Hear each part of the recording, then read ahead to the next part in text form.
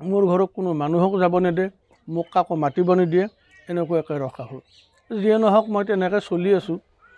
আজি 1 মাহ 21 দিন পিছত তেওঁলোকে আৰু মাইক যোগে ঘোষণা কৰিলে। কি হৈছিল? এঘৰীয়া কৰিছে এঘৰীয়া কৰিছে। কিহৰ কাৰণে? এই থিয়েটাৰখনৰ এখেতে মঞ্চ উদ্বোধন কৰাৰ কাৰণে এঘৰীয়া কৰিছে। এঘৰীয়া কৰাৰ ফলত এঘৰীয়া বাৰু কৰিছে, মই মানি ল'লোঁ, কিন্তু ইমানেই মোক আঘাত দিছে মই তাৰমানে বুজাব নোৱাৰোঁ। তোমালোকেও কিন্তু পইচা ভৰিব লাগিব। মাতাৰ বিনিময়ত সিহঁতে সেনেকৈ কয়। মোক আহি আৰু পিছদিনা কয় যে তোক মাতবা নোৱাৰোঁ, আমি মাতিলে তাৰমানে আমি পইচা দিব লাগে। মই আৰু তেতিয়া কওঁ যে পইচা ভৰিব নালাগে, মোক মাতবাও নালাগে। শিলগুৰি মাখালটোল চুবুৰীত বীণাপানী থিয়েটাৰ এওঁলোকে নিমন্ত্ৰণ কৰিছিল।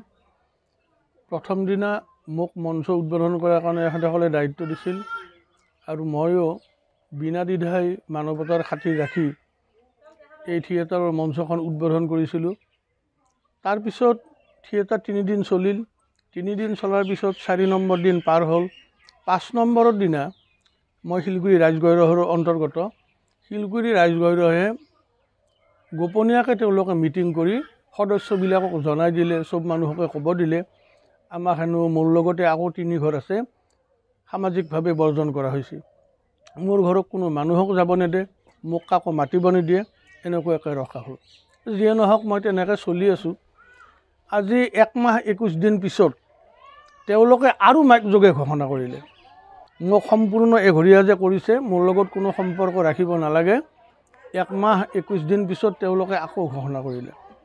ইয়াতে আমি অলপ মৰ্মাহত হ'লোঁ, দুখটো পায়ে আছোঁ, আঘাতটো পায়ে আছোঁ। তাৰপিছত মোৰ পত্নীয়ে গৈ শুৱালকুছি থানাত এখন এজাহাৰ দিলে।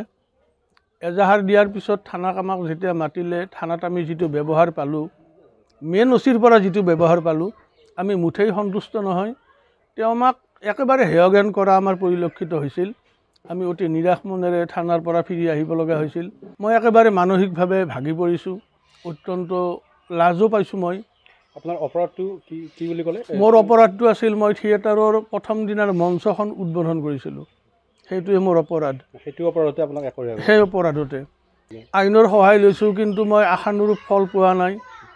এই চেনেলৰ জৰিয়তে মই এইটো বিনম্ৰভাৱে অনুৰোধ কৰোঁ, বিভাগীয় কৰ্তৃপক্ষ, মুখ্যমন্ত্ৰী মহোদয়, মই আটাইকে বিনম্ৰতাৰে অনুৰোধ কৰোঁ, এই গাঁও অঞ্চলত চলি থকা এই কলা আইনবোৰ যাতে অতি সোনকালে উঠাই দিয়ে।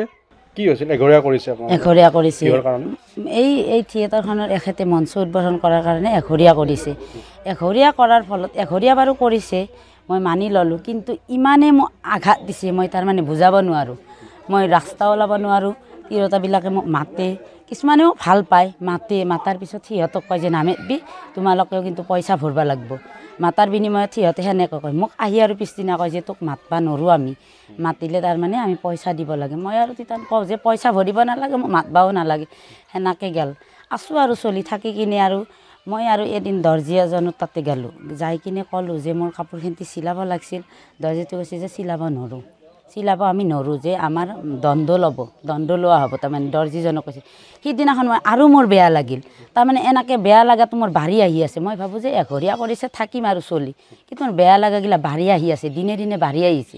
এঘৰীয়া কৰিছে কিহৰ কাৰণে সমাজত? হয়, মই মাখালটোল চুবুৰী থিয়েটাৰ চোৱাৰ কাৰণে মই শিলগুৰি সমাজে এঘৰীয়া কৰিছে। থিয়েটাৰ চোৱাটো অপৰাধ নেকি? আজিৰ সমাজেও এনেকুৱা এটা চিন্তা কৰিব পৰা শক্তি যে আছে ভাবিব নোৱাৰোঁ। এই আধুনিক সমাজত এনেকুৱা চিন্তাধাৰাৰ ব্যক্তি যে আছে, শিলগুৰি সমাজত ক'ব লাজ লাগে। মই এজন হৈছে কেঞ্চাৰ পেচেণ্ট, বেমাৰী। মই শিলগুৰি মাখালটোল চুবুৰীৰ বাসিন্দা, ইয়াতে মোৰ জন্ম। গতিকে মই শিলগুৰি সমাজখনক চাম নে মই চুবুৰীটোক চাব লাগিব?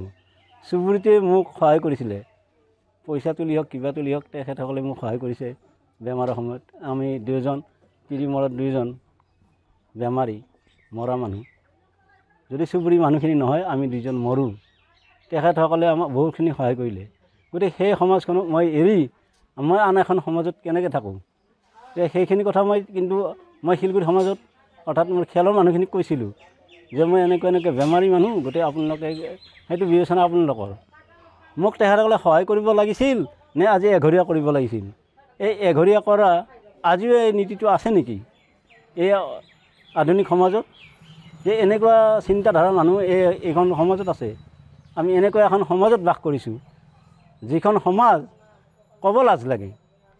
গতিকে কি ক'ম আৰু? গতিকে মোক সহায় কৰাৰ বাহিৰে তেখেতসকলে এইটোহে ল'লে। মোক সহায় কৰিব লাগিছিল নে তেখেতসকলে মোক এঘৰীয়া কৰিব লাগিছিল? থিয়েটাৰ চোৱাৰ কাৰণে থিয়েটাৰ চোৱাৰ কাৰণে।